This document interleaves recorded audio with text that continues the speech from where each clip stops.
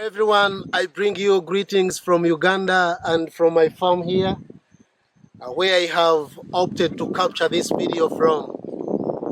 I'm Bob Romanzi, the director and the founder of the Vegan Village Society here in Uganda, an organization that is championing veganic gardening and promoting plant-based meals and veganism at all here in Uganda. I'm glad to join you on this Zoom and to show you some of the veganic farming methods that we use and that we promote at Vegan Village Society. Of course, veganic farming is a type of agriculture that avoids all animal products and synthetic chemicals. It focuses on creating healthy, productive, and sustainable farms using plant-based inputs. Vegan Village Society has been actively working with communities to implement these practices, and here are the main methods that we use. Number one is composting and green manure. Instead of using animal manure or synthetic fertilizers, Vegan Village Society encourages using plant-based compost and green manure. Green manure involves growing plants like legumes and then incorporating them into the soil to improve fertility. This enhances soil fertility naturally, improves soil structure and water retention, reduces dependency on chemical fertilizer. Vegetable farmers are taught to use crop residues, kitchen waste, and leguminous plants to make nutrients-rich compost that nourishes their gardens here at Vegan Village Society. Method number two is cover cropping.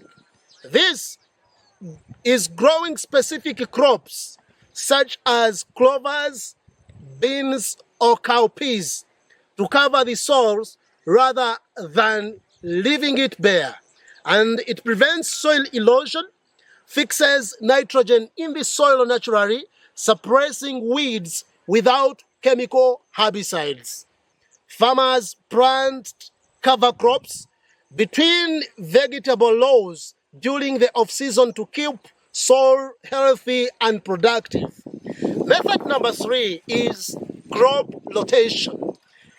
This means alternating crops in the same plot across seasons, and this reduces pests and disease buildup, maintains soil fertility, supports biodiversity on the farm.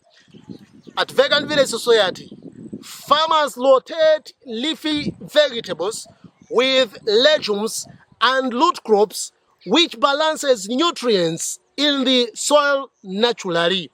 Method number four is natural pests and disease control.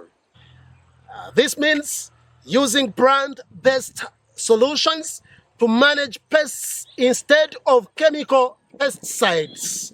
The techniques we use are neem oil sprays to deter insects, garlic, chill, or chinga extracts as natural repellents, companion planting, e.g. planting marigolds near tomatoes to repel nematodes. Farmers at Vegan Village Society are trained to make their own plant-based sprays and interplant pest-repelling species to maintain organic health. Method number five is mulching, the covering of soils with plant materials like dried leaves, straw, or crop residues. And this conserves soil moisture, reduces weed growth, adds organic matter to the soils as it decomposes. At Vegan Village Society, women's groups in vegetable farming use mulching extensively to protect soils and reduce water usage, especially during dry seasons. Method number six, seed savings and local varieties.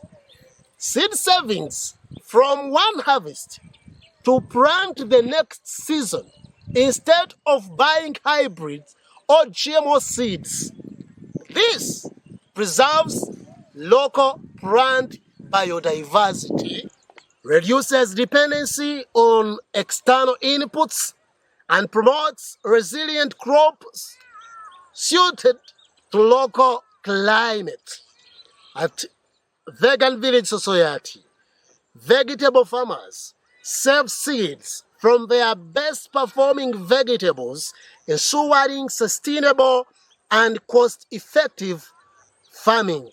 And on this note, we have submitted proposals to different organizations to seek funds to establish or to build a seed bank here in Uganda so that we can maintain these local seeds to keep helping our farmers and the whole communities.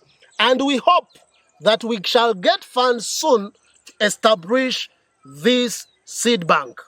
Method number 7 is water conservation techniques like drip irrigations using rainwater, planting in basins or small pits to retain water, distributing water tanks as a solution during the dry season.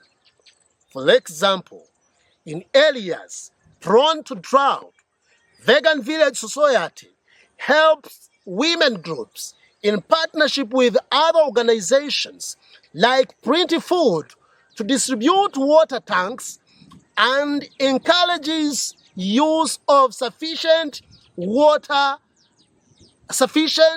watering methods to maintain vegetable production.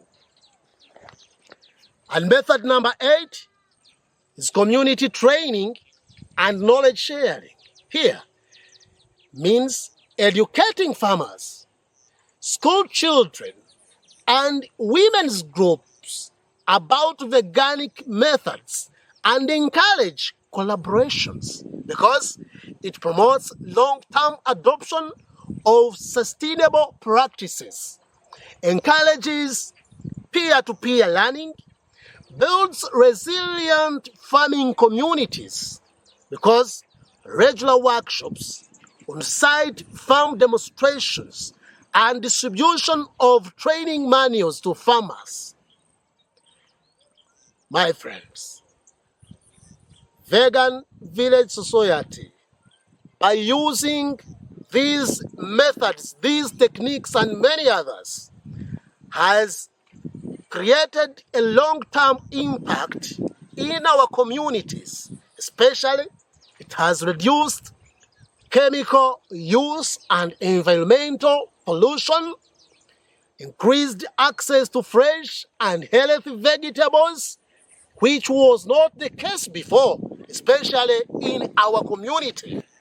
It has empowered women farmers with sustainable skills. And lastly, it has improved soil fertility and farm resilience to climate change. I thank you for listening to me, and I wish you a nice deliberation in this meeting.